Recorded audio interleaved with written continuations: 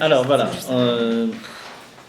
Voilà, le Mahamar il s'appelle, on reprend le Dibur Amatri, la parole qui commence le Mahamar, Al-Ken Karou Yamim Aele Purim Al-Shem Apur. C'est pour cela que ces jours-là ont été Purim du nom du pot. Alors, déjà, on fixe que si vous ne comprenez pas, vous m'arrêtez, d'accord? Vous m'arrêtez, je suis là pour vous, pour que vous compreniez, pour que tout soit assimilé et intégré. Donc, voilà. Donc, profitez-en. Maintenant, voilà, c'est le Dibur Amatri, la parole qui commence le Mahamar. C'est-à-dire que tout le Mahamar est une analyse de cette parole-là, finalement, de la Megillah. Dans la Megillah, à la fin de la Megillah, il est dit Al-Ken, Karou la Yamim Aele Purim Al-Shem Apur. Et c'est pour cela que ces jours-là ont été appelés Purim au nom du pot. Et le pot, le Rabbi commence par dire que c'est le pot de Haman. Et évidemment, la question c'est de dire, bon, pourquoi? Puisque le nom d'une chose dévoile la chose, dévoile le sens profond d'une chose. Donc pourquoi finalement Purim a été appelé du nom du pot? Et surtout de ce pot-là, c'est-à-dire le pot, ça veut dire le Goral. Le Goral, donc de Haman, le fait d'avoir tiré au sort et d'être tombé sur le mois de Hadar, et il a pensé, puisque Moshe Rabbeinu, le libérateur du peuple juif, est, entre guillemets, mort en Hadar, donc voilà, il y a de quoi maintenant l'emporter sur le peuple juif.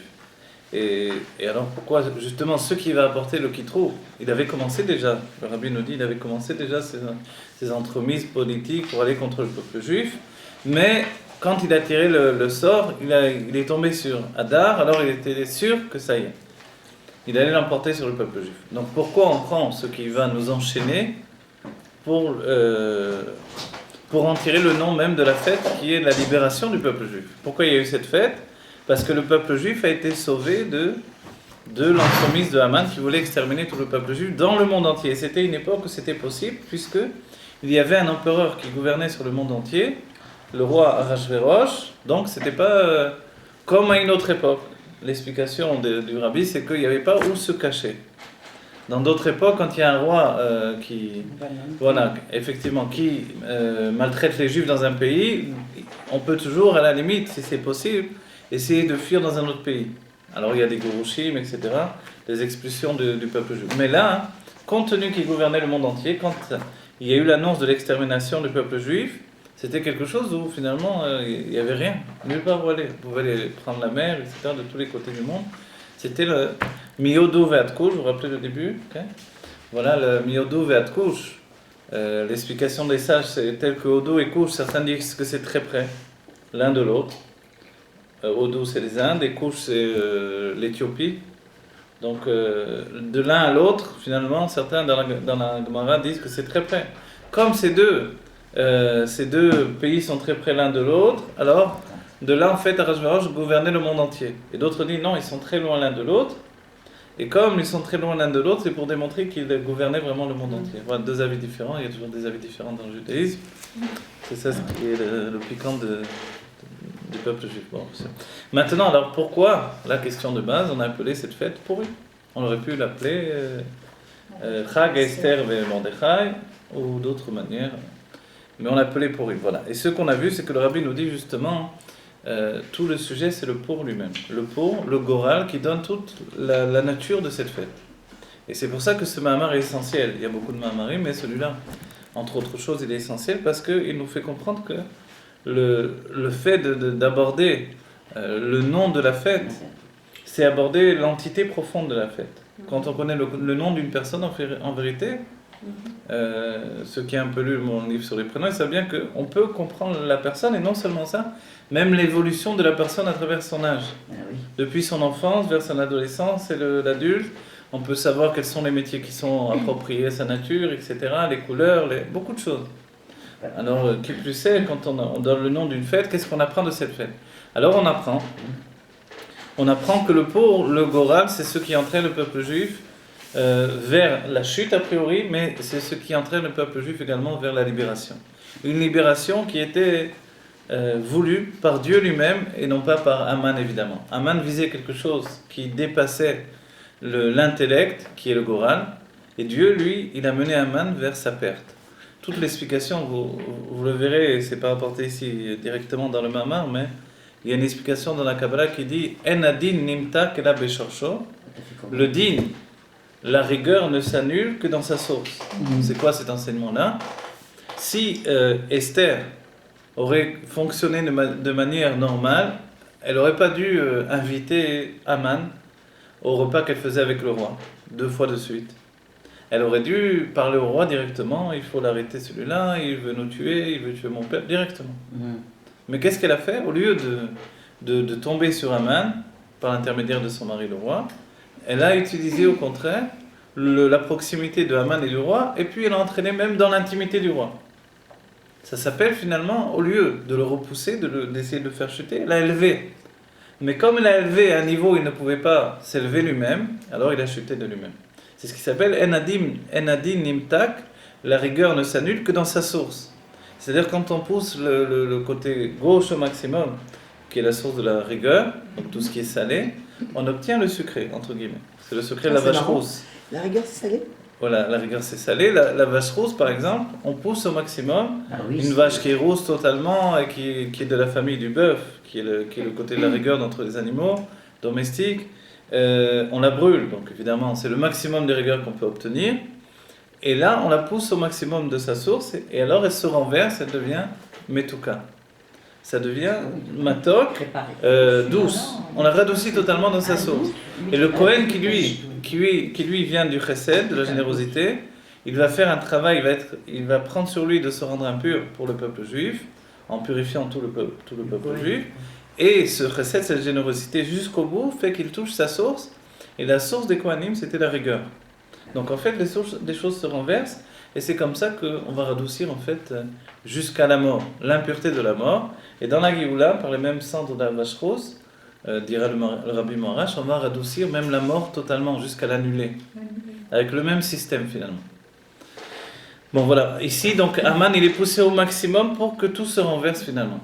D'accord? Donc en fait le pot, le Goral même de Purim, il a un sens, c'est que tout commence avec lui et tout se termine avec lui. Pourquoi? Parce que le Goral désigne un niveau que l'être conscient ne peut pas atteindre. Excusez-moi, c'est quoi les mots en français? Le Goral, c'est... Un tirage au sort. Ouais, le sort en fait, le sort, ouais. Pas qu'on dit le sort. La fête, si on devait l'appeler en français, je ne sais pas comment traduire, mais... Un tirage au sort. Ouais, mais si on appelait la fête du sort, voilà. Mais la fête du sort, et le sort, en fait, je ne sais pas comment dire, c'est l'égoïsme au sort, mais dans le Beth Amikdash, c'était vraiment comme on le fait avec des petits papiers, etc. Des petits parchemins, etc. Même dans des airs, pour le partage exactement. pour le partage de la Terre Sainte, ça s'est fait exactement comme ça. Voilà. Et donc maintenant, si on a compris ça, c'est la base du Mahamar. Et de là, le Rabbi va analyser qu'est-ce que le Goral lui-même et qu'est-ce qu'il touche comme point, comme niveau, etc. Et on découvre finalement que le Goral va toucher un niveau qui dépasse ce qui s'appelle le Seder Eshtachelut. C'était le dernier cours qui était un peu difficile. Oui. Et je vous ai apporté d'ailleurs un dessin. Enfin, c'est un collage que j'avais fait moi-même pour expliquer dans des cours. Regardez, le Seder Eshtachelut, c'est ça. C'est toutes les sphirotes. Vous voyez, ça c'est le monde d'Atsilut, entre guillemets, c'est pas le monde d'Atsilut évidemment. Mais c'est une image On le pour un retrouve peu dans comprendre. tous les mondes d'ailleurs.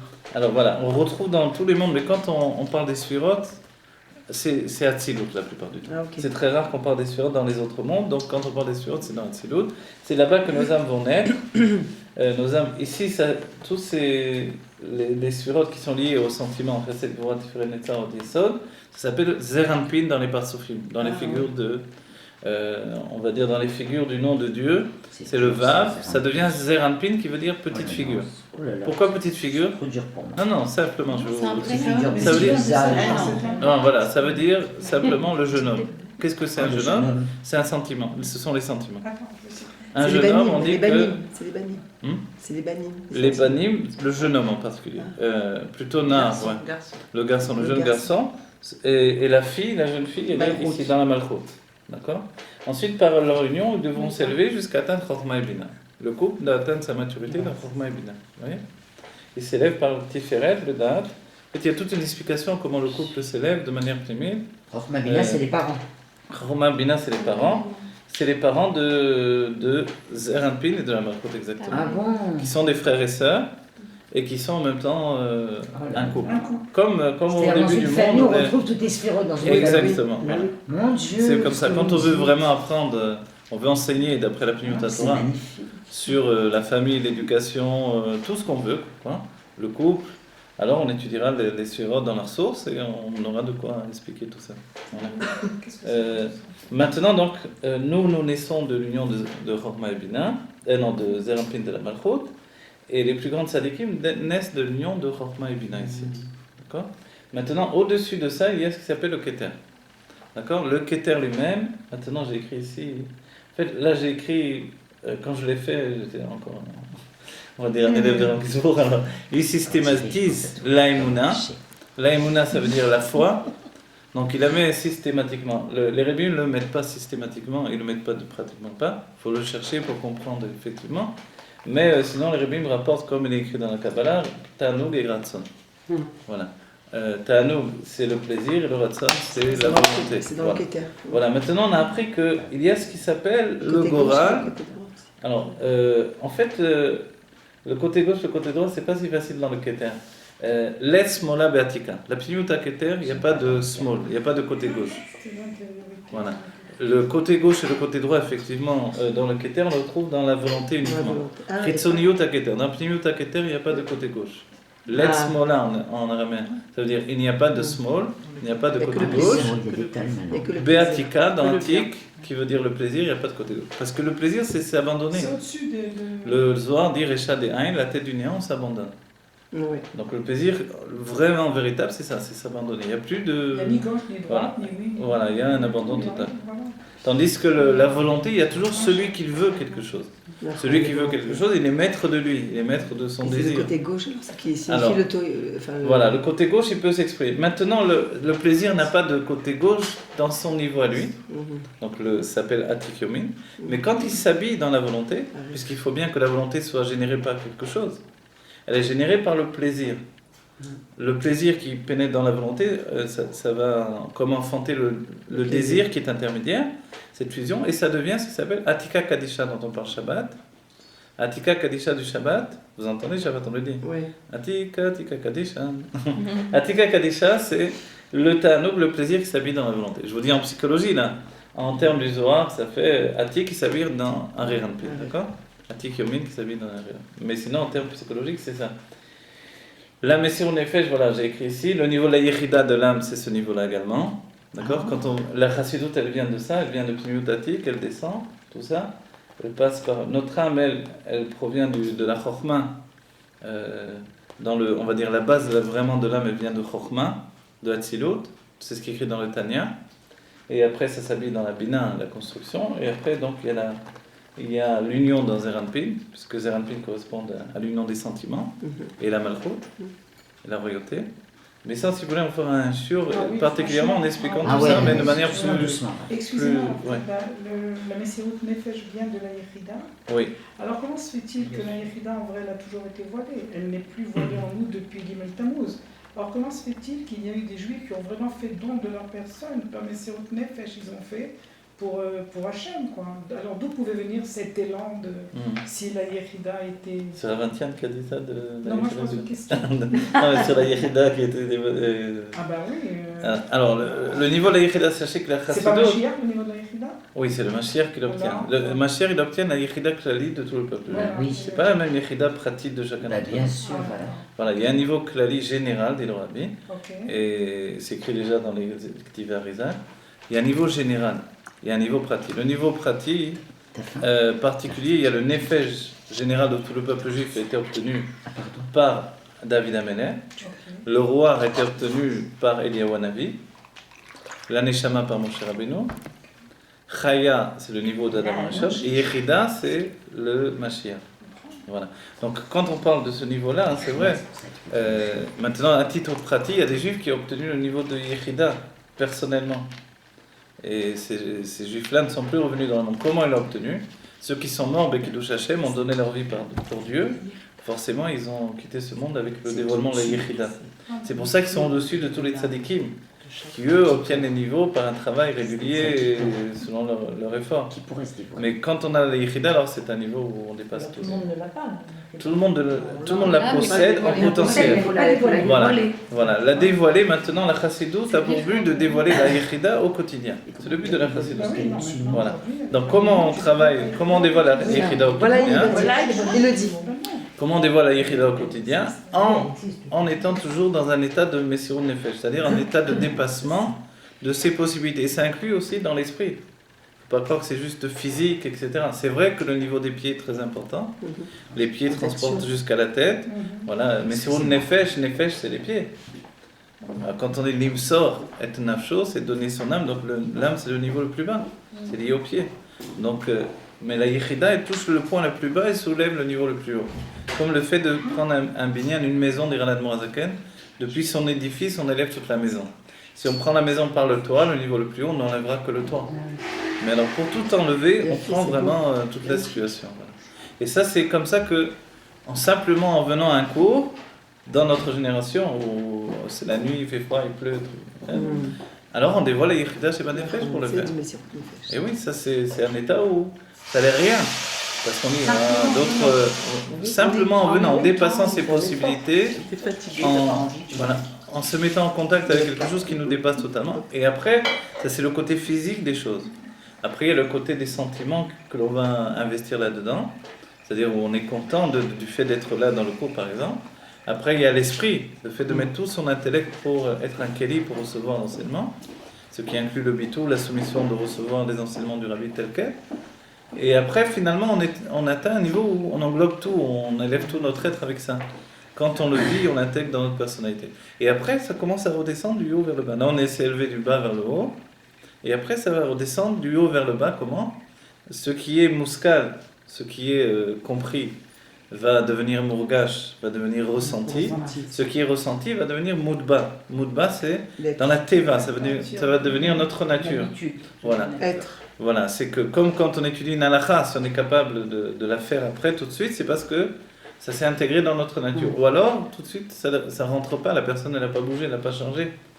Donc il va falloir un lien. Plus on est intellectuel, et plus ça va être difficile de réunir le plus haut avec le plus bas. Tout à fait. Voilà. L'une des qualités féminines, c'est que le passage est beaucoup plus rapide. Grâce à Dieu, on est sauvés. Pourquoi? Parce que les femmes ont beaucoup moins d'intellect que les hommes, donc c'est très rapide. Et... Non, bon, j'espère bien. Ça commence à ne pas me plaire du tout. Je plaisantais. Non. J'aurais eu personne réagissait. J'ai dit qui veut parler de la santé des femmes. Lance une vanne sur le toit. À chaque fois, ça nous fait. Je vais voir si on écoutait toujours. C'est une vanne. Quoi? C'est toi qui fais gaffe. Ouais. Claire. Alors d'accord, si ça c'était bon, on a inclus le cours. Ah oui, voilà, ce que je voulais apporter, c'est que quand on parle maintenant, on a dit qu'il y a le ratson et le balaratson. Le ratson, on l'a vu ici, c'est quoi? C'est Arianpin. Donc le balaratson, en vérité, le rabbi ne précise pas exactement, mais il semblerait que le balaratson, lui, il soit au niveau du ta'anoug, du plaisir, donc de atikyomin, ou alors l'intermédiaire entre les deux. C'est-à-dire peut-être la fusion entre la volonté et le maître de la volonté. Qu'est-ce que ça peut être chez nous si on cherche à pousser les choses? Qu'est-ce que c'est chez moi le maître de la volonté? Voilà. Est-ce que c'est mon plaisir qui est maître de ma volonté?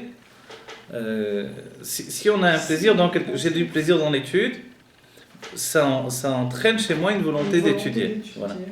Mais ça ne veut pas dire que je veux étudier cette chose-là uniquement. La volonté, c'est d'étudier une chose uniquement. Vous voyez? C'est ce que le rabbi nous dit par rapport au Seder Hashtachalut. Si je veux étudier que ça, c'est une volonté précise. Et quand j'ai une envie d'étudier, c'est pas toujours configuré précis sur quelque chose.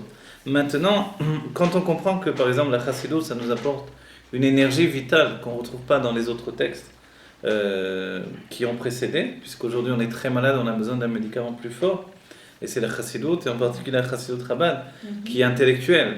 La Chassidut, par exemple, Breslev, elle n'est pas intellectuelle. Alors les Breslev ne savent pas forcément comment étudier leur Chassidut. Donc beaucoup viennent étudier la Chassidut Chabad pour savoir comment étudier leur propre Chassidut. Et ainsi dans tous les autres Chassiduyot où il y a des livres. Ils n'ont pas eu de tradition, c'est le rabbi qui donne cet enseignement-là. Ils n'ont pas eu de tradition comment enseigner leur propre Chassidut. Ils ne savent pas. Le seul qui a configuré, qui a fait une école de pensée structurée, c'était le seul qui était intellectuel, c'était l'Admor Zaken, qui est venu dévoiler la Chassidut, le côté de l'intellect de la Chassidut. Alors forcément, ils forment des maîtres qui, eux, ont vraiment une massorette, une tradition, comment enseigner la Chassidut elle-même. Mais autrement, moi j'ai enseigné 1 an dans une yeshiva à Breslev, j'ai enseigné la Chassidut Chabad, et quelquefois j'ai entendu comment ils enseignent eux-mêmes. c'est du moussar en fait. Ils enseignent la chassidoute al pi moussar. Ça. Alors, forcément, quelques-uns d'entre eux réagissent et disent on a un problème quand même, Ouais. puisque ça dénature totalement la chassidoute. Alors ça devient quelque chose d'extrémiste, totalement le contraire de la Rigueur. chassidoute elle-même. Voilà. Rigueur. Alors que chesed, ça veut dire générosité, il ne faut pas oublier. Voilà, alors forcément, ils ont une problématique et nombre d'entre eux, des rachis yeshivot, viennent étudier chez Chabad pour apprendre les kelim, les réceptacles de la chassidut Chabad. C'est pour ça que le Rav Gizbour a de nombreux élèves qui sont des Breslev. Voilà. Alors voilà, ça c'était une préparation au sujet, c'est-à-dire que quand on touche le Goral, on touche un niveau qui dépasse le Seder Eshtachelut, l'enchaînement des mondes, et qui nous met en configuration de nous libérer également du Seder Eshtachelut, de l'enchaînement des mondes. Oui, bien sûr, il faut dire tous les... Refoua Shlema pour Edel Bat Simcha. Edel Bat Simcha, Refoua Shlema, Trefoumian Memash, immédiatement, du scout du Rabbi, du scout de la Chassidut, Amen, amen. que ça soit effectif et qu'il n'y ait pas de raison que les jours de Purim, ça soit Venafotro, que ça se transforme et qu'on entende vraiment des bonnes nouvelles, des nouvelles de Refoua. Martine, Esther Bat Rachel. Esther, Amen. Rachel et Daniel, Et Daniel Ben Avraham. Non, Avraham Ben Daniel. Avraham Ben Daniel. Amen, amen. Attendez, excusez-moi, on m'a demandé ta copie. En plus, elle m'a envoyé un texto, quelqu'un de très qui a besoin, je retrouve. Oui. Alors attendez, oui, Refresh Shema pour Alain Brave, Elbez Ben Mama. Alain Braham, Elbez Ben Mama. Elbez Ben Mama. Voilà, Amen. j'espère au pied de demain des bonnes nouvelles. Amen. Voilà. Voilà, et tous ceux qu'on a oubliés ou voilà, qui doivent se rajouter, que Dieu leur donne une bonne santé à chacun et des bonnes nouvelles pour chacun d'entre nous. Voilà, et qu'on n'entende plus des... Amen. Ah ouais, ça c'est une bonne phrase, vraiment, on devrait dire souvent. On n'a plus la force d'entendre des Ah, malheurs, ni de les vivre encore moins. Voilà. Que la lumière de la chassidoute elle devienne notre vie, que comme le Rabbi voulait, Atov Aniré Niglé, comme le Rabbi veut, Atov Aniré du bien tangible et véritable. Amen. Bezrat Hashem Terafamian Mamash. Le Mashiach, c'est celui qui aimait sa mère, le peuple juif. C'est le nom du Rabbi, celui qui rend joyeux le peuple juif. Donc c'est une chose importante. On a envie d'être joyeux et on ne veut pas vivre une... On ne veut pas que la Torah elle soit un côté joyeux et dans la vie, ce soit le contraire que Dieu préserve. Voilà, donc que le bien se dévoile concrètement et qu'on n'ait plus cette lutte contre la réalité. Voilà, Bezrat Hashem, voilà. Mais il faut savoir que la source de nos brachot, la source de nos bénédictions, elle vient de la Torah elle-même, qui n'est pas seulement un puits de sagesse, c'est un puits de bénédiction pour chacun d'entre nous. Voilà. Le Rabbi Rayatz a dit un chassid, la première définition d'un chassid, c'est celui qui étudie de la chassidoute. Voilà. Donc, comme il étudie la chassidoute, qui est de l'étymologie de chesed, donc le chesed se répand sur lui.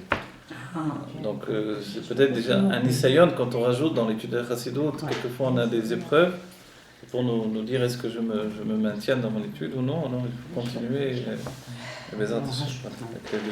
Donc on a dit que finalement le Baal HaRatzon, le maître de la volonté, quand on dit tout le Seder Eshtachelut, quand on fait nos mitzvot, vous voyez, ça passe par tout ce qui est l'enchaînement des mondes, et ensuite ça pénètre, j'avais fait ça une fois pour un cours, ça pénètre dans Bria, Yetzira et Asiya. Et la finalité c'est le Bet Hamikdash, j'avais fait un autre. C'est quoi la forme qu'il y a là-dedans?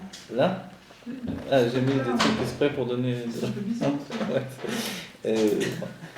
Et Bria, Yetzira, Asiya. Non, quand je dis si, on dirait C'est un peu de la peinture, on dirait c'est un... Bon, c'est pas important. Un peu artistique. Mais j'ai voulu, regardez, même artistique que c'est, j'ai voulu démontrer, regardez, qu'il y a justement une descente de niveau en fait. Vous voyez, il y a un déraillé Klapshot, voilà. Comme ça on le va voir, oui. Voilà. Il y a un déraillé Klapshot, les mondes s'habillent l'un dans l'autre. Donc il y a Bria, Yetzira et Asiya.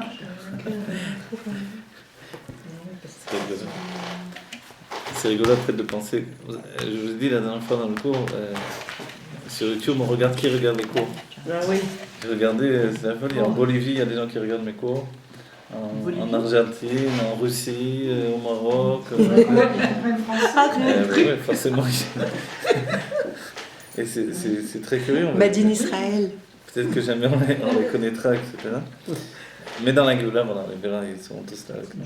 Voilà, donc maintenant ce niveau du Baal HaRatzon, le maître de la volonté, c'est forcément que toutes les mitzvot, elles sont liées au Seder Hashtalshelut, l'enchaînement des mondes, tout est enchaîné. Voilà. Et là, c'est un niveau de cause à effet par rapport à ce que l'on fait. Si je fais toutes les mitzvot, j'ai en retour des récompenses, etc. Vous savez, j'ai vu une chose incroyable. C'est dans un livre qui s'appelle Derech Chaim de l'Admor Emsaï.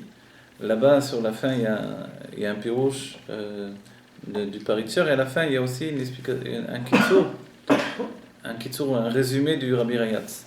Et on voit quelque chose d'incroyable. Là-bas, le Rabbi Rayatz nous porte une objection. C'est-à-dire que quand on fait Torah et Mitzvot, notre parnassa est liée à Torah et Mitzvot. Et là-bas, il y a l'objection très connue du fait qu'il y a des gens qui ne font pas Torah et Mitzvot et qui sont très riches et qui ont une belle vie.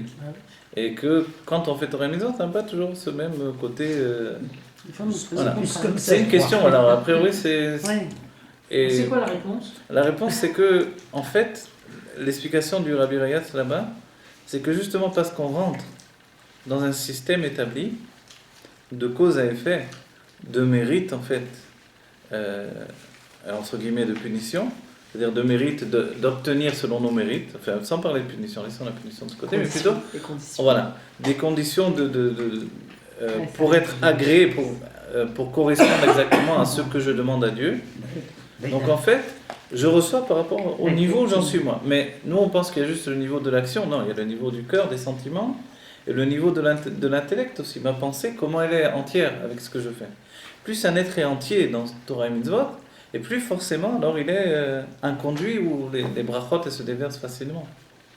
Donc, mais plus on est déchiré, on fait les choses, on est à moitié, et puis la prière, elle n'est pas toujours ce qu'il faudrait, et puis, etc. Non.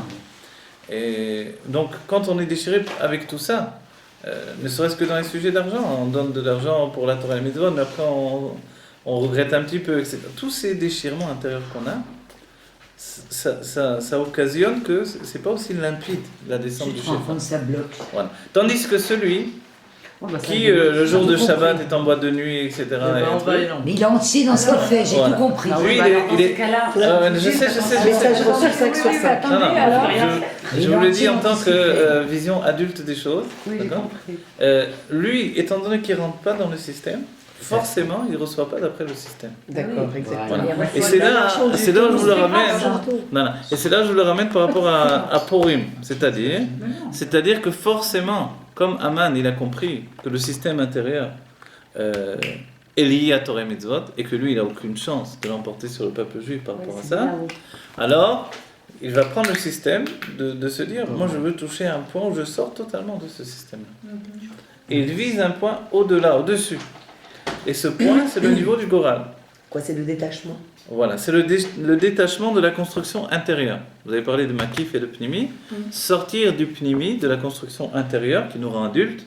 Aussi dans les sphirotes, on devient adulte. Vous savez, quand on étudie la Kabbalah, on apprend que ce qui se passe exactement avec un enfant qui vient au monde et qui grandit et qui passe son enfance, sa petite enfance, et devient un bar mitzvah et grandit jusqu'à devenir adulte, c'est comme ça, la Kabbalah explique tout ça. Mais par rapport aux sphirotes dans les mondes divins. Donc en fait, tout ce système-là, c'est une maturité qui doit être atteinte. Par exemple, le monde était dans un niveau de Tohu avant l'époque d'Abraham. À partir de l'époque d'Abraham, le monde commence à pénétrer dans la Chokhmah.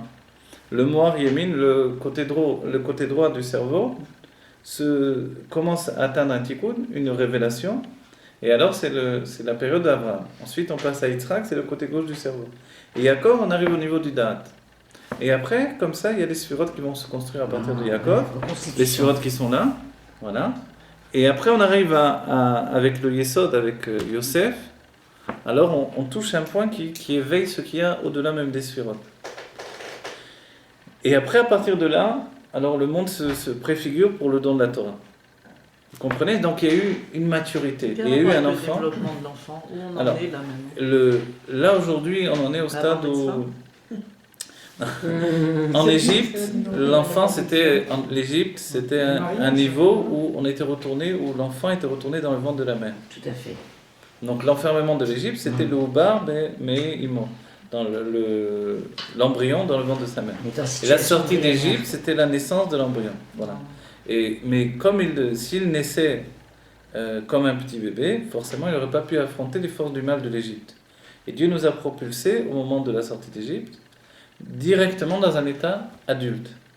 Ouais, et comme il était dans un état adulte, véritable de Bdoucha, qui est le tzaddik, les forces du mal n'avaient plus d'emprise sur le peuple juif. Donc ce peuple qui est né de l'enfermement d'Égypte est né adulte. Et comme il est né adulte, ils ont pu sortir d'Égypte. Et ensuite, voilà, quand ils ont traversé la mer, c'est pour ça qu'ils ont vu Dieu comme un jeune homme, dira le Maguide de Mezrich, parce que la mer reflète notre visage, ils se sont reflétés dans Dieu. Donc ils ont vu Dieu comme un jeune homme, et à Matan Torah, ils ont vu Dieu comme un vieillard. Le vieillard, c'était nous. On avait atteint un niveau de vieillard, on a vieilli très très vite.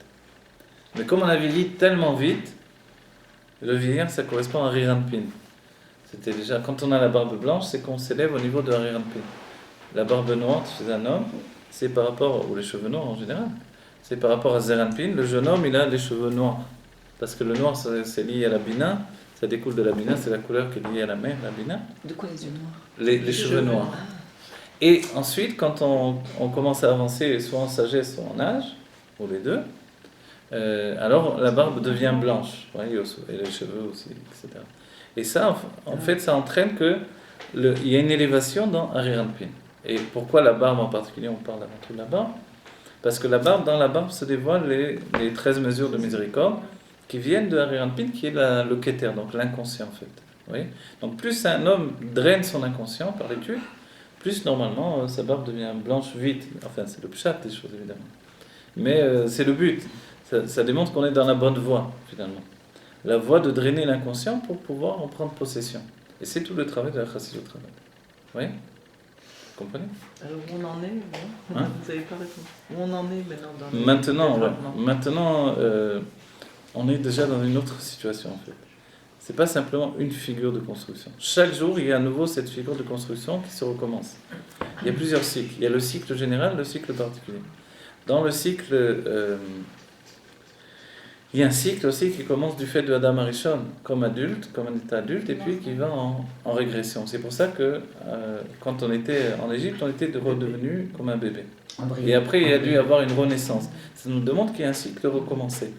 Maintenant, dans l'entité générale du peuple juif, on doit arriver à Chokhmah et Bina une fois qu'on a fait le tikkun des sentiments. Les sentiments, c'est Eretz Israël. Il faudra étudier un moment du rabbi qui explique tout ça. Les sentiments, c'est Eretz Israël. Eretz Kenaan, qui représente les sentiments de l'âme animale, doit atteindre un tikkun, une réparation, ça devient Eretz Israël. Et ensuite, une fois qu'on a pris possession de nos sentiments, on commence le tikkun du Kini, Knizi et Kadmoni. Dans les Dvar Malchut, le Rabbi en parle beaucoup. C'est les terres qui sont au-delà du Yarden. Et là, ce sont les terres de Chokhmah, Bina, Vedat. Si vous voulez, on a plusieurs, excusez-moi, si j'ai bien compris de notre histoire, enfin, j'ai bien compris. Non, mais c'est vrai qu'on a besoin d'avoir des images pour comprendre. C'est comme si on avait, pour ainsi dire, plusieurs enfantements. Exactement, oui. Et chaque enfantement, il représente un statut d'une situation dans laquelle on doit se trouver. Exactement. Voilà. D'accord, j'ai besoin d'avoir ça. D'accord. Alors, en fait, pour répondre totalement à la question, en fait, il y a une situation où l'enfant lui-même doit atteindre sa maturité. Voilà. Quand il atteint sa maturité, il recommence un nouveau cycle. Et on rentre dans la seconde maturité de l'enfant. Mais c'est un autre enfant, on est d'accord? Non, j'ai besoin de savoir, c'est pas le même. Non, c'est le même enfant en réalité. Maintenant, pour nous, c'est le même enfant, mais qui vit en nous. Pour nous, par exemple, d'après le Harizal, notre enfant n'a jamais disparu. Il a atteint un niveau de maturité, donc il a eu 3 cycles de Ibor, Yenika, Mochin, et puis il atteint sa maturité. Et à nouveau, maintenant, Ibor, Yenika, Mochin, ça veut dire gestation, l'allaitement, et puis l'intellect qui se forme, l'intellect de l'enfant. Alors il accède au stade de l'adolescence. Et là commence un nouveau cycle. Ah, c'est comme une neshama qui revient finalement. C'est comme une neshama. On parle du corps, mais là c'est. Exactement. La neshama qui fait Gilgoul, qui revient. Voilà. Et dans la neshama, c'est un nouveau cycle. C'est le cycle du roi. Le cycle du nefesh, c'est l'enfant. Le cycle du roi, c'est l'adolescence. Et on rentre dans une autre situation. On est passé du plaisir à la volonté également. Ah ouais. Et dans la volonté, alors se dévoile l'intellect. L'intellect vient de la volonté en fait. Et alors commence un nouveau cycle jusqu'à ce que l'on atteigne le niveau adulte de ce cycle. Et alors on rentre dans un 3e niveau. Aujourd'hui, on est au stade du 3e niveau par rapport à l'humanité tout entière. Alors on est quand le rabbi dit que le rabbi nous pousse par la chassidut Chabad au fait de prendre possession non seulement de nos sentiments, c'est pour ça que le rabbi a dit que tout le monde peut être tzaddik aujourd'hui, ça sous-entend, tzaddik ça veut dire prendre possession de ses sentiments. Quand un homme a une emprise totale de ses sentiments par l'intellect, il est un tzaddik. Total, c'est-à-dire même dans le niveau inconscient de son être. Le niveau inconscient, c'est qu'il n'arrive plus chez lui on dira, avrakot, des pulsions de Yetzer Hara, comme le Benoni. Le Benoni est un intellectuel profondément, mais il n'est pas encore tzaddik, parce qu'il a du Yetzer Hara. Pour nous, il a l'air tzaddik totalement. Il y a des tas de gens qu'on a dit tzaddikim, même des Tanaïm qui étaient simplement des Benonim, et des Amoraïm aussi.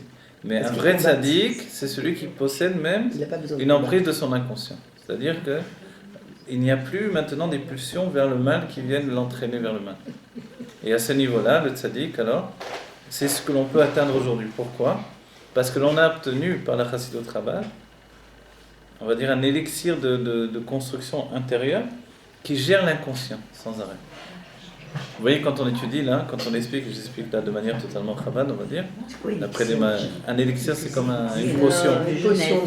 Le meilleur de... C'est magnifique comme terme. Une potion de vie. Vous voyez, la Torah l'appelait une potion de vie. Raffinée. Voilà. On appelle une potion de vie, une potion de mort.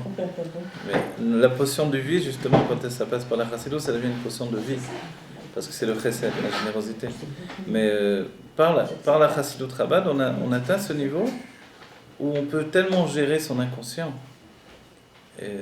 que on pénètre, on laisse pénétrer en nous déjà l'état de tzaddik et on le fait s'installer dans notre réalité. Ce qui est curieux, comme on a dit que tous les cycles finalement se continuent, le Harizal dira que quand on grandit l'adolescent, il faut ensuite grandir l'enfant au niveau de l'adolescent.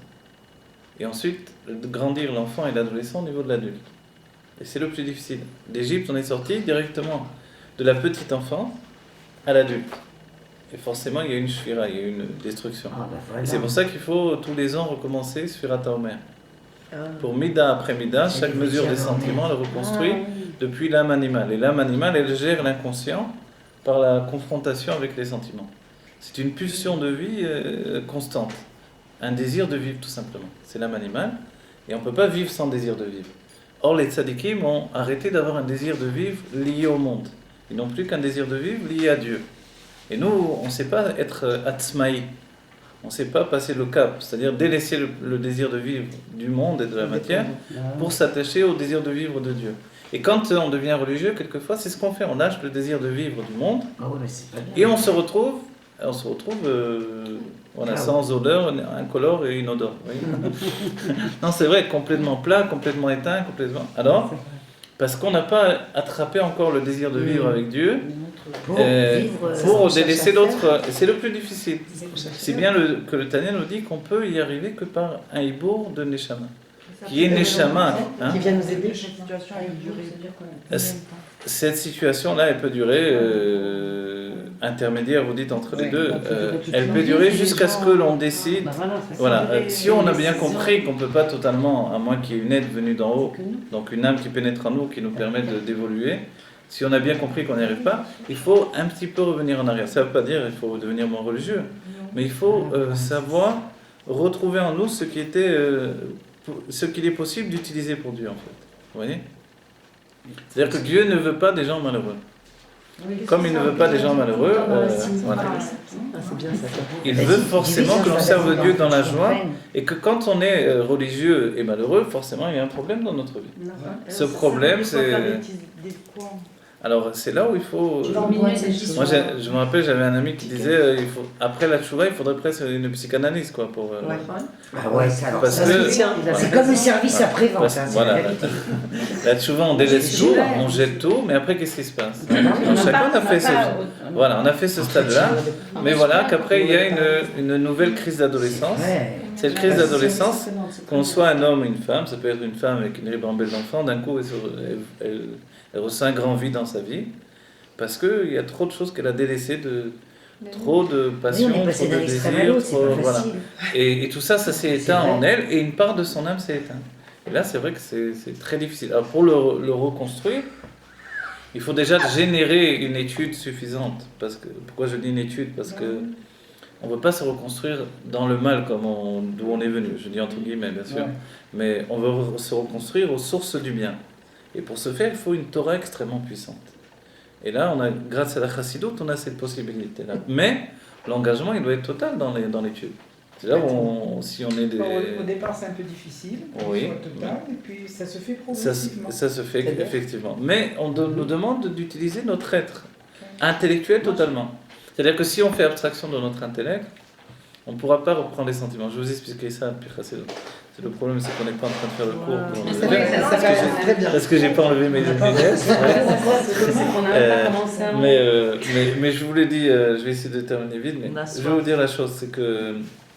Comment dire? Ce soir, si on fait abstraction de nos sentiments, c'est possible. Alors, je vais vous dire une chose, regardez, c'est très important ça. C'est qu'il y a les sentiments de par eux-mêmes. Les sentiments de par eux-mêmes, ils sont extrêmement puissants. C'est des sentiments qui sont liés à l'âme animale et qui ont une source dans le Tohu. Ils sont tellement puissants qu'ils sont démesurés. Vous voyez, un enfant, il veut avec tout son être.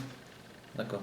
Quand on accepte de devenir un être éduqué, alors on va limiter ses sentiments. Dans le monde, on va dire en général des goïms, ou le monde non religieux, on laisse quand même des percées de nos sentiments naturels, ce qu'on appellera dans la Chassidut des sentiments naturels. Ils vont percer, ils vont s'exprimer par des choses, des folies du monde en fait, de Shtout, de Leumadze, le Shtout de l'autre côté. Dans la Torah, qu'est-ce que l'on fait? On doit tuer les sentiments naturels pour ensuite donner naissance à de nouveaux sentiments beaucoup plus petits que l'on va grandir par l'intellect. C'est le seul travail, il n'y a pas d'autre possibilité. Mais, donc c'est le premier état de la première tchouva, c'est ce que l'on fait par une première tchouva. Le problème, c'est que on n'est pas toujours capable de grandir nos sentiments ensuite jusqu'au bout. Parce que notre intellect aussi, il n'a pas suffisamment été gorgé, rassasié de passion intellectuelle pour enfanter de nouveaux sentiments à la mesure de notre inconscient. Vous voyez, l'inconscient, lui, il est de côté pour l'instant. Il attend que l'on éveille une passion de vie suffisante. L'âme animale, elle se nourrit de la passion. Quand on ne fournit pas à notre vie au quotidien une passion de vie suffisante, par l'amour que l'on a, l'homme et la femme, avec ses enfants, avec sa vie, avec tout ce qui peut nous donner une exaltation, qui plus est si on arrive à le vivre dans la Torah et les mitzvot, c'est merveilleux, mais ça n'a qu'un temps la plupart du temps. L'Admor Hazaken dira la première tchouva s'épuise. Il faut commencer une seconde tchouva. Magnifique, ça. Et pourquoi? Parce que c'était un élan de vie qu'on a travaillé, que l'on a fait, que l'on a fourni. Et on a allumé un feu gigantesque, mais il s'est éteint un moment. Il y a des braises encore. C'est sur ces braises que l'on doit allumer un nouveau feu. Mais où est le bois pour allumer le nouveau feu? C'est là où on est perdu. Là, on a changé de pièce, tout simplement. Mais moi, je vois tous les belles choses. C'est ça le problème. C'est qu'on a changé de pièce. Pas qu'on est resté dans la pièce et qu'on a corrigé. On aurait dû faire ça. Mais je pense qu'on est toutes pareilles. Alors voilà, et c'est là où, malgré nous, on a des désirs de revenir en arrière dans notre vie, au passé, et on a des désirs, je sais pas, des livres du passé, des disques du passé, des musiques du passé, des choses, voilà, nostalgie de toutes choses qui ont l'air incongrues par rapport à la vie actuelle que l'on vit. Mais pourquoi? C'est parce que l'âme animale, qui ne trouve pas dans notre vie présente l'énergie de vie, parce qu'elle se nourrit d'énergie, elle ne trouve pas l'exaltation de vie qui peut lui donner d'être satisfaite, alors elle va le chercher dans mes souvenirs. Et mes souvenirs, pour ça, elle puise dans l'inconscient. Et l'inconscient, lui, il passe le biais du cérèbre de l'intellect. L'intellect n'arrive pas à freiner l'inconscient. Et l'âme animale, elle puise, et puis, à un moment, c'est tellement une source de vie, de vitalité, de passion, que forcément, la personne, elle chute. Vous comprenez? Le fait de ne pas réussir, ça donne une frustration. Elle chute ou alors elle devient triste. Donc la frustration, on est obligé de chercher quelque chose à elle. Voilà. Donc c'est la manipulation. Exactement. C'est pour ça que l'Admor Hazaken dira que si on étudie, si on vit son judaïsme sans son âme animale, alors on fait rien du tout. On n'est pas venu au monde pour ça. On est venu pour entraîner l'âme animale. Et c'est pour ça qu'est arrivé la Chassidut dans le monde, pour dire que tu ne peux pas vivre comme ça, de cette manière froide. Pensez qu'avant le Baal Shem Tov, on ne chantait même plus. Plus personne ne chantait pas, les juifs ne chantaient plus. Ils chantaient un petit peu à la synagogue, très légèrement, mais il n'y avait plus de chant dans le judaïsme parce que c'était resté avec le Khorban du Beth Amikdash. Le Beth Amikdash avait gardé les chants, c'était terminé. Le Baal Shem Tov va relancer le chant, etc. Donc aujourd'hui, on a un besoin de vivre avec la musique. La musique, le Rabbi Reyas dira que c'est une source de bien véritable. Quand on écoute de la musique, on est lié à une source de bien véritable. Maintenant, voilà, quelle musique? Vous parlez de nigunim, Oui, je parle de musique en général d'abord, dire Rabbi Reyas. Et si on n'a plus ce désir d'écouter la musique, c'est quoi? Si on n'a plus, si on n'a plus, ça veut dire qu'on a perdu un équilibre de raccord en fait, on dit raccord en français, de raccord entre la bina et les sentiments. Pourquoi? Parce que le nigun il vient de la bina. La bina c'est le côté gauche du cerveau, c'est là où se trouve la neshama en vérité. Et là-bas en fait, c'est là-bas où on touche le nigun. Le nigun, il peut nous sortir des chutes les plus profondes. Dans la Chassidut, si on n'a pas le chant, alors on ne peut pas s'en sortir. On ne peut pas avoir une vie. Le chant, il est dit, et ça c'est des enseignements que j'ai entendu de Rav Gisbourg, que par le chant on peut l'étaken et un nefesh. On peut réparer une âme. Moshe Rabbeinu savait réparer l'âme d'un juif en chantant un nigun. C'est pour ça que si on n'aime pas au départ. Et si on n'aime pas les nigunim ou la musique en général? Oui, les nigunim et la musique en général. La musique en général. Alors si on n'aime pas, alors il faut s'éduquer à aimer. Chez les Chassidim, on dit que le Rabbi Mourazaken a dit qu'un nigun doit aimer, un chassid doit aimer la musique. Il doit avoir l'âme musicale. Et certains lui ont dit, mais s'il n'a pas l'âme musicale, s'il chante faux, alors il a dit, il ne quittera pas ce monde avant de chanter juste, en fait. Avant de trouver le nigun. La note.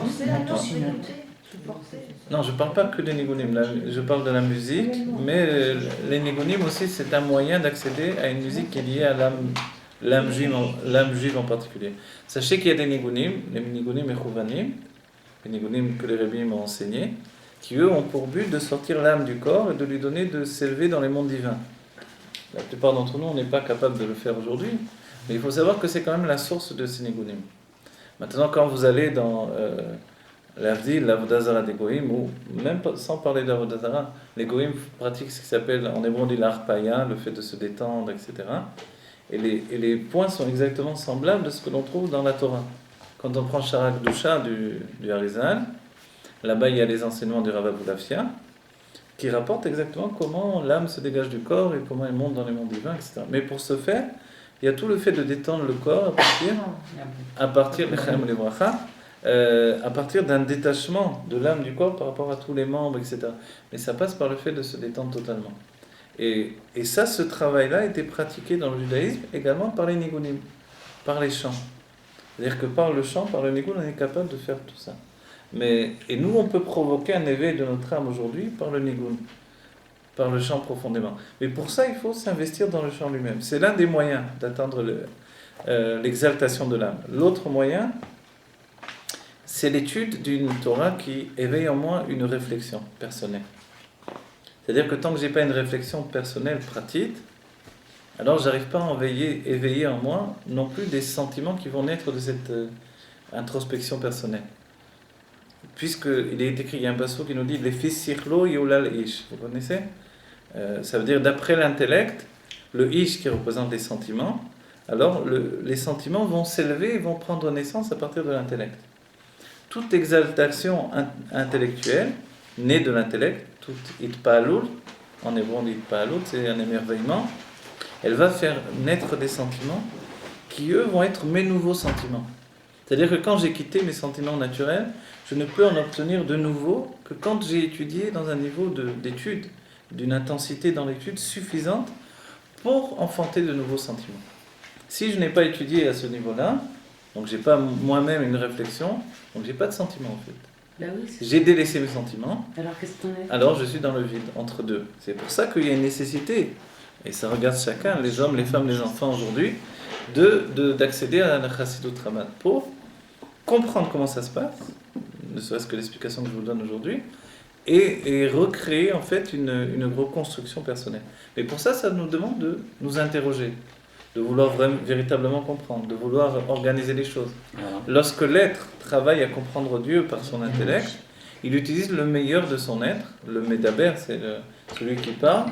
Et quand il est capable de se reparler à lui-même dans son intellect pour comprendre Dieu, alors on est en train de faire des kelim. Et l'Admor MCI dans Contra Saïd Paalout, donc je ne sais pas comment on traduit contrat en français, mais le chapitre, le cahier de l'Aïd Paalout, de l'émerveillement là-bas, il dit que l'âme ne s'élève que par l'émerveillement. Si on n'a pas été émerveillé par un cours, comme vous avez dit, par ce que vous avez entendu par la Ravantiane, etc., quand on est émerveillé, quand on a eu quelque chose qui nous a touché, pas une Torah qui parle simplement à notre esprit, parce que ça ne suffit pas, mais qui parle à l'intellect, lequel est un réceptacle pour gérer ou générer même des pulsions qui viennent de l'inconscient. Et alors, qu'est-ce qu'on est en train de faire dans ce cas-là?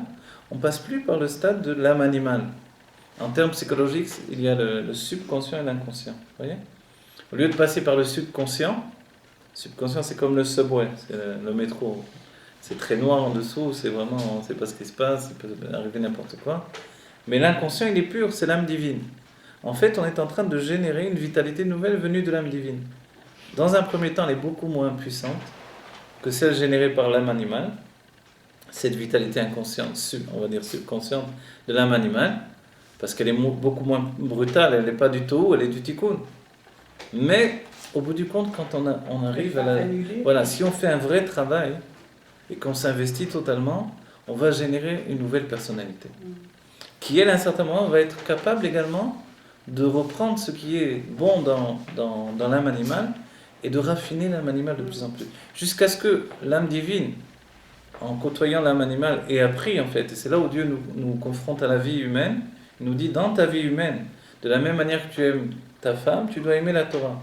C'est-à-dire que quand un jeune homme, une jeune femme sont amoureux, alors ils doivent apprendre de là, voilà comment je dois aimer la Torah. C'est pour ça qu'on a eu Shir HaShirim pour nous dire, voilà comment je dois aimer Dieu. Donc cet amour que j'ai pour l'autre ou pour un enfant, je dois avoir cet amour pour la Torah. Tant que je ne l'ai pas, je n'arrive pas à générer une même intensité, donc je n'arrive pas à reconstruire des sentiments de Gdusha, de sainteté suffisants pour me donner une coma de Gdusha, une nouvelle figure de sainteté. Vous avez compris un petit peu l'idée? C'est pas simple, je sais, mais... Comment j'intensifie mon amour pour la Torah et pour Dieu? Comment je l'intensifie? En générant plus de choses qui proviennent de l'inconscient. C'est-à-dire, le rabbi dira une phrase qui est très importante, qui est liée à la Géoula, il dira, on n'apporte pas la Géoula sur un Gesher Shel Barzel. Sur un pont de fer qui est solide, où on marche tranquillement, il n'y a pas de problème, personne n'a peur de marcher sur ce pont-là. Alors, c'est jamais comme ça qu'on va apporter la Géoula. Je veux apporter la Géoula, je dois m'avancer sur une voie où vraiment on trébuche, le pont il se... Ah, mais ça reste voilà. rassurant. Non, ça veut dire quoi? Ça veut dire que... ça veut dire que... c'est rassurant. On est dans la bonne voie. Ils sont très très... Alors comment? Ça veut dire que je dois me dépasser. Tout le temps où je me dépasse, je suis en bonne voie pour éveiller finalement une intensité d'étude capable d'enfanter des sentiments qui vont s'élever au niveau de ma véritable âme. C'est-à-dire que mon âme, elle attend de retrouver la même intensité de vie qui existait dans le côté de mon âme animale, pour générer une nouvelle élévation. Et l'élévation passe toujours par le Aïn, l'explication la plus simple de la Kabbalah, le néant. Le néant. Voilà. Non, mais en Tarkles, c'est ça. C'est-à-dire que quand on croit qu'on est dans la chute, c'est souvent qu'on est au début de l'élévation. La chute, elle n'est pas révélatrice de son état de chute, on est au courant. Qu'est-ce qu'elle vient nous enseigner? Elle vient nous enseigner le début d'une nouvelle élévation. Et c'est comme ça que dans notre vie, quand on s'est véritablement élevé, on passe par un niveau de Aïn, de néant, qui lui va me configurer pour la prochaine élévation. Parce que entre les deux, il y a vraiment un état où on détache. Parce qu'on touche un point de plaisir absolu qu'on ne connaît pas, qu'on ne sait pas gérer, et qui apparaît totalement du néant dans notre vie. Alors comment il peut paraître comme un plaisir? Parce que le plaisir, c'est pas ce que l'on croit. Nous, on connaît le plaisir mourkav, le plaisir attaché à un élément, c'est-à-dire je mange une chose qui me donne du plaisir, je sens une chose qui me donne du plaisir, je vis une chose qui me donne du plaisir, c'est un plaisir mourkav, c'est-à-dire attaché, configuré. Mais le plaisir essentiel, c'est un plaisir absolu qui n'a pas de commencement, qui n'a pas de fin. Il est perceptible par le Aïn, par le néant. C'est des moments d'abandon. Quelquefois, on le ressent un petit peu, mais pas énormément. C'est des moments comme on le ressent. S'abandonner comme Vous ça. savez, je sais pas, des fois, on peut être devant la mer et puis on a un moment d'abandon. On arrête de vouloir. Ouais. Tant que l'on veut, on ne peut pas avoir du vrai plaisir. Bravo, Ouais. ça c'est une bonne image. Le vrai plaisir est déconnecté. C'est une discussion dans la Kabbalah, dans le Rama qu'on verra. Et il est vraiment au-dessus de la volonté. Donc tant qu'il y a une volonté qui maîtrise les choses, forcément on ne peut pas aboutir à un vrai plaisir. Le vrai plaisir, lui, il est à un niveau d'abandon total. Cet abandon-là, la plupart du temps dans notre vie, on ne connaît pas ce que c'est. Oui, excusez-moi, j'arrive pas à vous suivre, excusez-moi. Non, parce que j'essaie de je vous écoute, mais d'accord, cet abandon, mais il faut quand même t'appeler ce que on dévoile Dieu sur cette terre. Vous voyez ce que j'ai du mal avec ça. D'accord, mais tout ça, c'est dévoiler Dieu sur cette terre. Dira Patartonim, c'est tout oui, ça. mais la fusion, mais dans ce monde. Dans ce monde, dedans de nous. Faut pas oublier, c'est dans ce monde. Non, mais c'est. Parce que oui, là, je comprends. Ah oui, non, d'accord. Dans l'idée du plaisir, vous avez l'impression que c'est vrai que ça ressemble à la mort, pour dire la vérité. Ah. Ouais, Ça ressemble à la déprime, un peu. Ouais, pas la déprime, mais L'abandon. non, parce que la déprime, c'est Non, l'abandon, c'est pas Non. la C'est quand même pas une perte de conscience. On parle d'abandon, mais ça n'a rien à voir avec une perte de conscience. C'est un bitoul, c'est une abnégation totale. non, en vérité, c'est aussi comme une perte de conscience. C'est pour ça qu'il est dévoilé comme un niveau de. Mais comment il peut y avoir alors une sorte de perte de conscience et en même temps un noug Absolu. absolu? Alors C'est- voilà, c'est- dans c'est un notre non-sens. vie, vous savez comment l'âme quitte le corps, elle quitte le corps de cette manière. Oui, mais on n'est pas très heureux. Voilà. quand on Non, quitte le non, corps. je sais. Je veux même pas penser à ça. Non, que Dieu préserve. Non, mais sachez qu'on est très heureux quand on quitte le corps. C'est là où peut-être. Ah, Oui, mais c'est bien. bon, c'est pas le Non, mais c'est pas bien le de cas. savoir. C'est là où il y a C'est bien, peut-être ça, je suis d'accord avec dans toi. notre vie, on se On fait, a une on se fait de race fausses de la- idées par rapport à ça. Du retrait. Non, que Dieu nous préserve, mais on se fait des idées par rapport à ça. Mais quand l'âme quitte le corps, elle souffle enfin. C'est Vous comprenez? Non, mais Elle c'est est- Elle a un moment d'abandon elle a un sentiment, j'ai fait ce que je devais faire, enfin, elle se repose. Ce repos de l'âme, c'est comme un. Je sais que tous on le connaît, sans avoir besoin de l'avoir vécu grâce à Dieu, mais qui plus est, on l'a vécu dans notre vie, on le porte en nous, on le connaît. Ah, voilà. Et ça, c'est le vrai niveau du plaisir absolu. Mais comment atteindre ce niveau-là dans la vie? On peut l'atteindre par la Géoula. C'est ce qu'on va vivre dans la Géoula. Dans la Géoula, on va le vivre au quotidien. Mais comme finalement, on comprend bien que la Chassidut, c'est un avant-propos de cette Géoula, un avant-goût, forcément, il y a aussi dans la Chassidut un petit peu de cet abandon-là. Mais il génère aussi de faire confiance. De faire confiance, c'est-à-dire que pour s'abandonner comme ça, évidemment, si on est dans les mains de quelqu'un de mal intentionné, on est en danger, forcément. Alors, c'est là où, quand on s'attache aux âmes de Hatzilut, on peut se laisser aller au plus possible pour éprouver finalement un abandon dans une Torah qui génère une vitalité nouvelle. Il faut vraiment avoir un niveau. Là où ça m'abandonne. C'est pas forcé, je vais vous dire une chose. Moi, quand j'ai étudié la Kabbalah, je savais à peine l'hébreu. Je savais pratiquement pas d'hébreu. J'ai commencé à étudier la Kabbalah. Je sais pas comment ça s'est fait, mais ça s'est fait. Mais je ressentais que mon âme est sortie du corps quand j'ai étudié la Kabbalah. Et que, non, j'avais pas peur, pour dire la vérité, parce que j'étais bien. Quand on est vraiment bien, on n'a pas peur. Mais c'était une sensation comme ça. Et finalement, j'ai appris presque les sphirotes avant d'apprendre l'hébreu correctement, etc. Mais c'est un chemin qui était relié à mon âme, qui était lié à mon âme. Mais par là, je vais vous dire que c'est l'histoire en même temps de chacun d'entre nous. Dans la Géoula, on va accéder à tout ça. Aujourd'hui, quand on étudie déjà la Chassidut, et quand on lui donne une construction intellectuelle qui est liée à l'âme, on génère quelque chose qui nous parle. Je ne sais pas ce que vous entendez par tout ce qu'on en a dit, mais moi, quand j'ai commencé à étudier tout ça, ça m'a parlé, ça m'a touché. Je me suis dit, enfin, on m'explique quelque chose véritablement. Enfin, on arrête de me donner une Torah pour les enfants. Elle me dit la vérité. Vous voyez? Parce qu'avant, c'était juste les tzadikim qui étudiaient comme ça. Il y a plusieurs Comme années. une notice aujourd'hui. Il y a plusieurs années. Oui, moi, personnellement, oui, il y a plusieurs années, évidemment. Mais moi aussi, je suis passé par tous ces stades, etc., de construction. D'abord, c'est une grande exaltation, c'est un feu, etc. Et après, on commence à s'éteindre.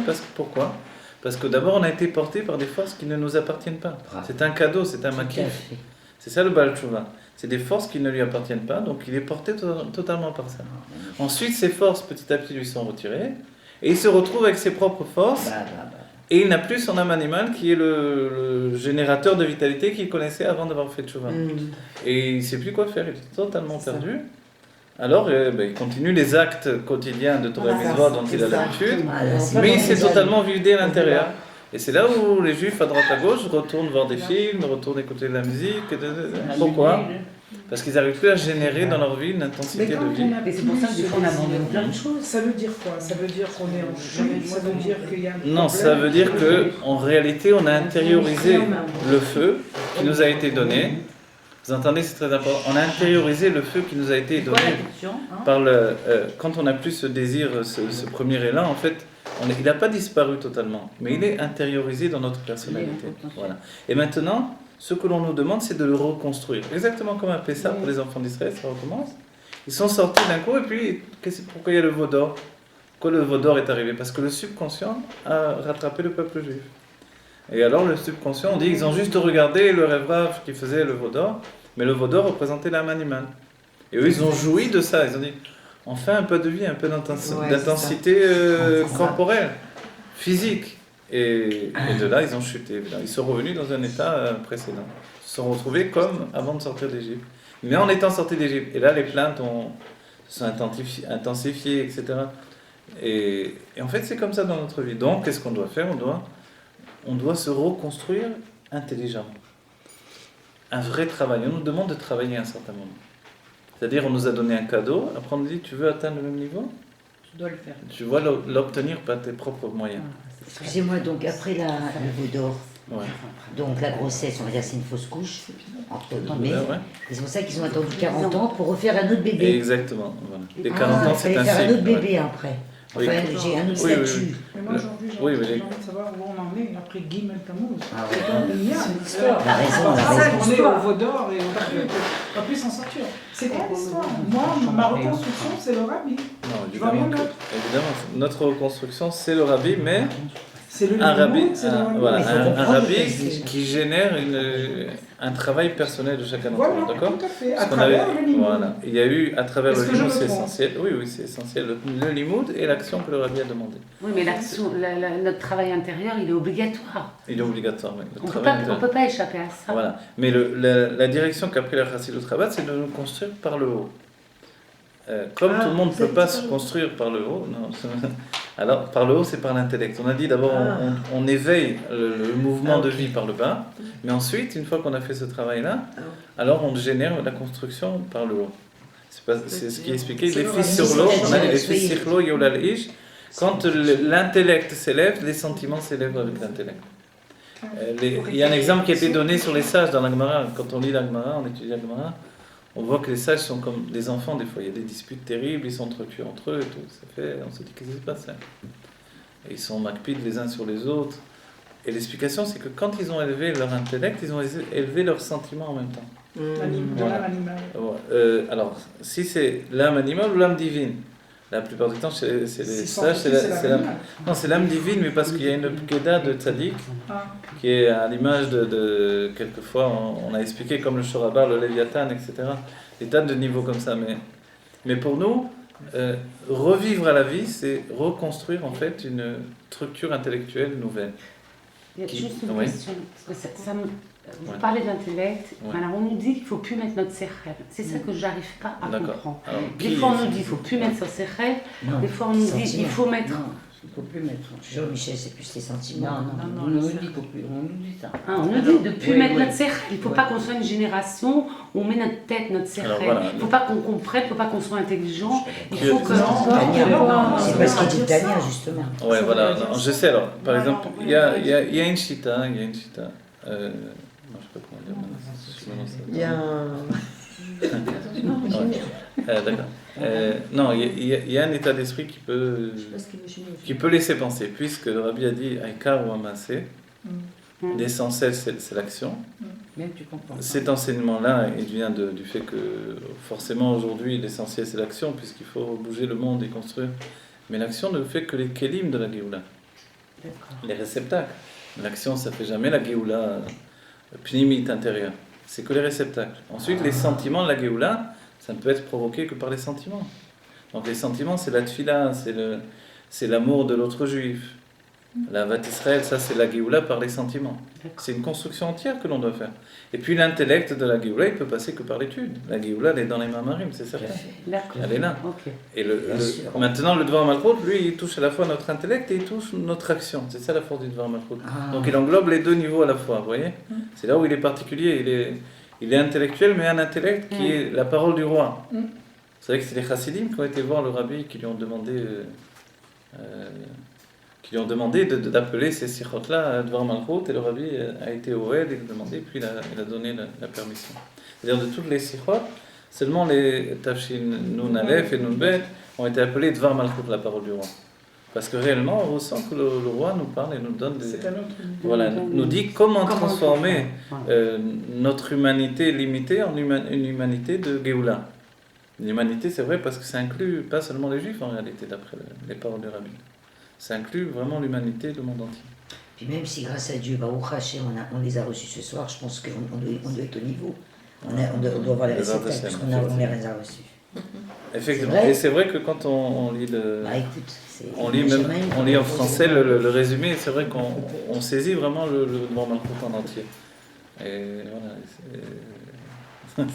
Et c'est très bien. Bon, alors tout ça, c'était une Akdama, je ne sais pas de quelle manière, mais l'Akdama du shiur. Voilà, en fait, c'est un shiur en lui-même. Ce qu'on a fait, c'est un développé de. C'est très bien. Très bien. Ouais, c'est quelque chose de très important en vérité. C'est un peu un système de psychanalyse de l'âme d'après la Chassidut Chabad, mais c'est expliqué dans. C'est pas de moi ce que je vous ai expliqué là. C'est un peu recueilli de beaucoup d'endroits dans la Chassidut Chabad, dans les Mamarim de Rebbeim. Évidemment, il faut le réfléchir beaucoup, il faut l'analyser, le comprendre, etc. Mais ça sort vraiment de tout ça. Maintenant, il y a des livres où on étudie tout dans les moindres détails. Mais c'est vrai qu'il faut quelques années.